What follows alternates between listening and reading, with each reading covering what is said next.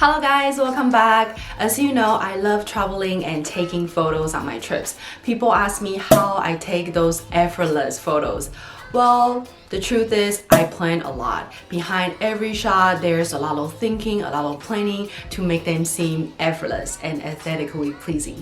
If you want to learn my secrets, in today's video, I'm going to show you 5 of my tricks to take Instagram-worthy travel photos. And all you need to do is just keep on watching.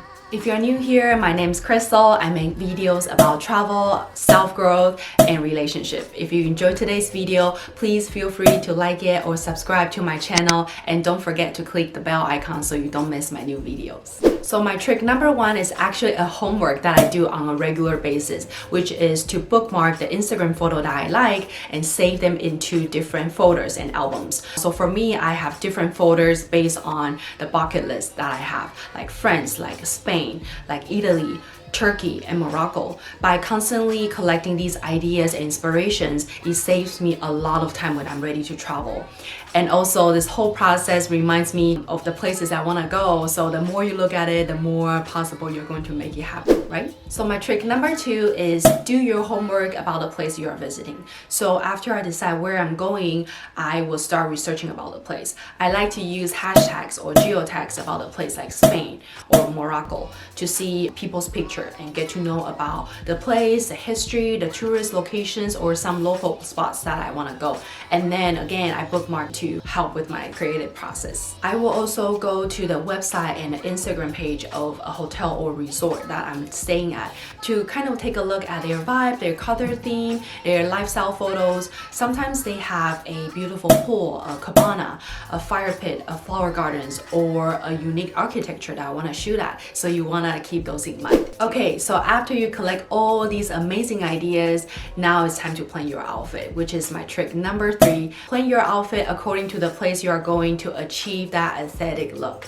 I know this may sound crazy for some people, but hey, if you're creating an artwork, a little more thought and touches are definitely needed. Because you want to make sure you wear the colors that go with the environment to achieve that harmonious look. So pay attention to cold or warm tones.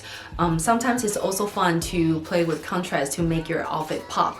And it's also fun to play with the prints. But again, it's all about you. Everyone has different styles, so you should be your own art director. And just remember, if you are shopping online for your trip, make sure you start earlier, because sometimes the package doesn't arrive before you leave, which is so annoying, and you don't want to pay for the expedite shipping every time. So just a side note. So after you plan your outfit, my trick number 4 is to add some fun element to your photos, which is accessories. I call them my props. Props not only make your photos more rich, but also sometimes you just don't know how to pose. So holding onto a prop can save you from those awkward moments. And some of the accessories I like to use are different hats. As you can see from my background, I have a lot of different hats to play with. I like to hold on to a palm leaf to create that tropical vibe. I like to use flowers, fruits, fun sunglasses, and sometimes a picnic basket or bubble makers.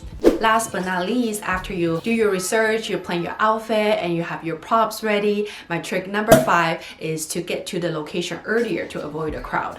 I know sometimes popular locations are just so packed with tourists during the day. If you don't want to have 20 people in your background, I would prefer waking up earlier to get to the location before the tourists arrive. And also early in the morning usually has the best lighting. My favorite time to shoot is early in the morning or in the late afternoon. Okay, phew, that's a lot of information. I hope you're not overwhelmed, but these are the useful and practical tips that I have learned in the past 3 years. So I hope you like it as well. Again, thank you for watching, and I'll see you very soon in my next one. Bye guys!